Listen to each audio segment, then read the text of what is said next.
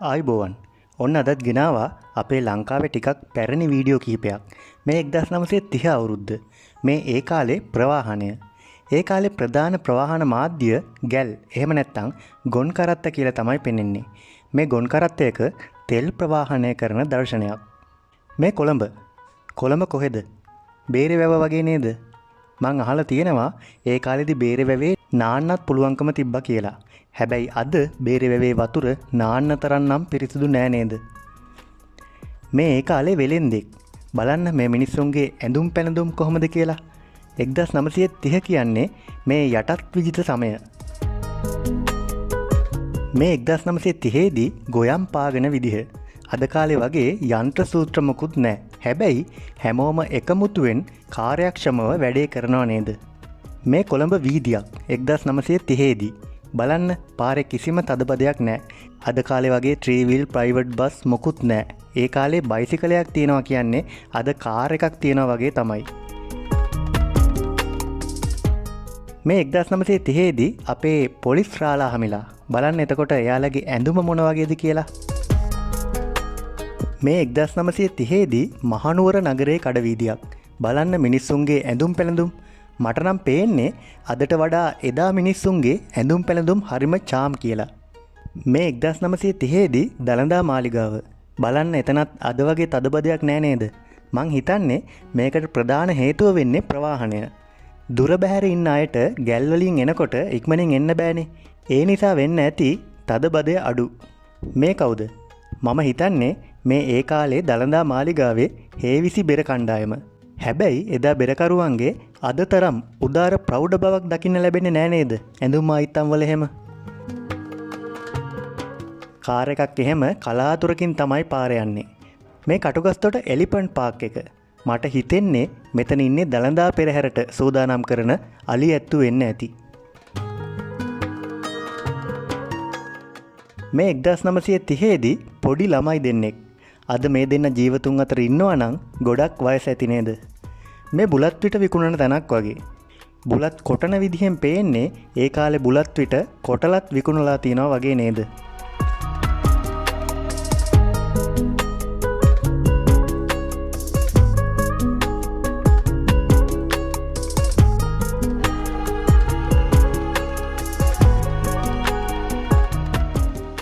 එක්දස් 1930න් පස්සේ ඔන්න අපි එනවා 1945ට.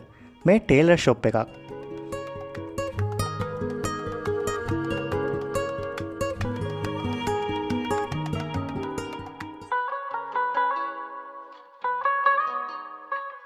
මේ කොණ්ඩේ බූ ගානවා.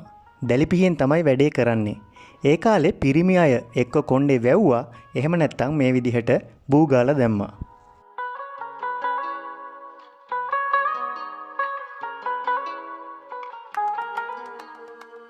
අපි කලින් බලපු 1930 රූපරාමුවලට වඩා මේ 1945 රූපරාමුවල ප්‍රවාහනයේ යම් දියුණුවක් අපිට දකින්න පුළුවන්.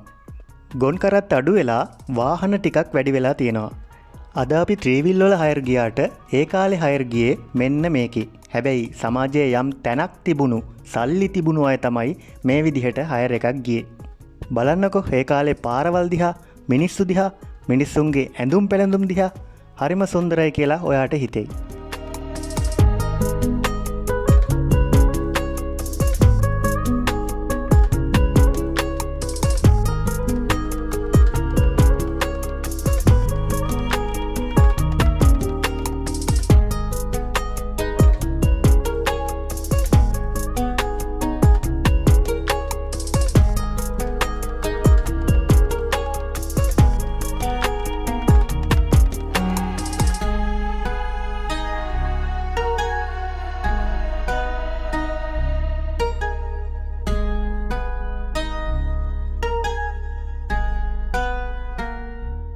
Hair dressing salon Mahanuwara.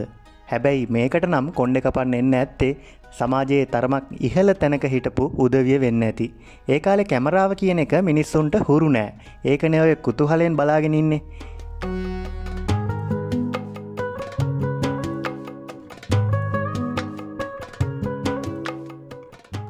ඒ කාලේ සෙල්ලම් බඩු ලී වලින් කරපු නිර්මාණ. බලන්න මේ කඩේ වැඩිපුර තියෙන්නේ පුනීල. ඒ ඇයි? ඒ දවස්වල වැඩිපුර පාවිච්චි කරලා තියෙන්නේ භූමි තෙල්. ඒකයි හේතුව.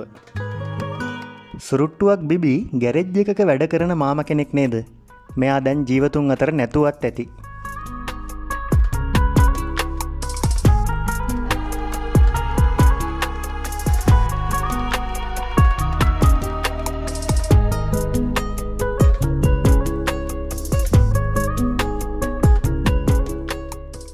මේ බීම විකුණන තැනක්. ඒ කාලේ අද වගේ බෝතලයේම ගන්න ඕනේ නැහැ. වීදුරුවකට දාලා දෙනවා.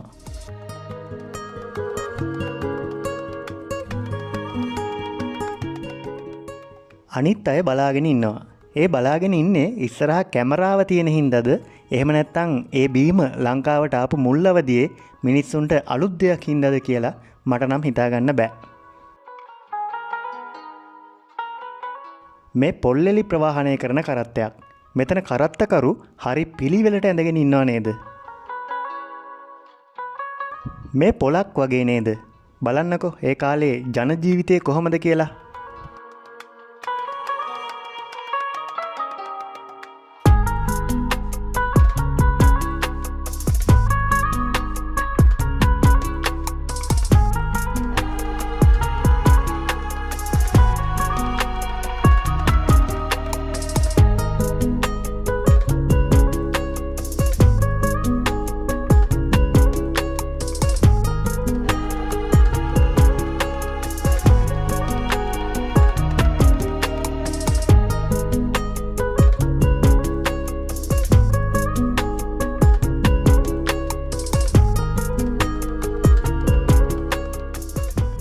මේ පේරාදෙණිය මල්වත්ත.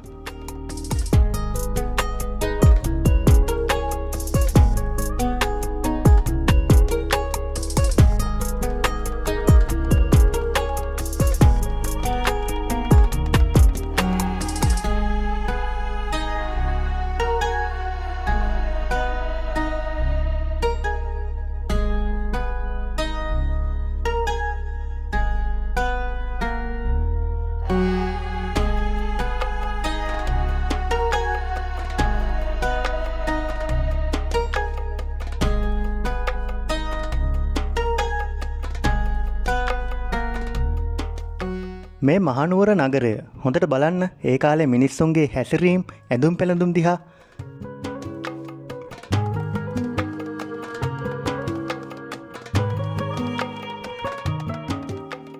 මේ ඒ කාලේ ටැක්සි. බලන්නකො පාරේ කිසි වාහන තදබදයක් නැහැ. වාහන අඩුයි.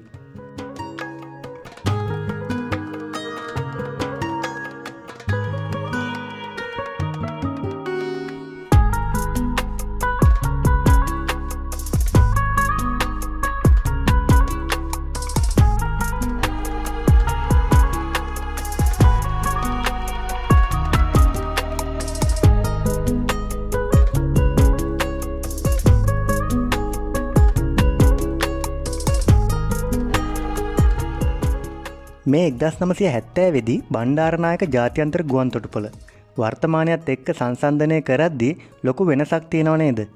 ගුවන් මගීන් නම් ගොඩක් නෑ වගේ.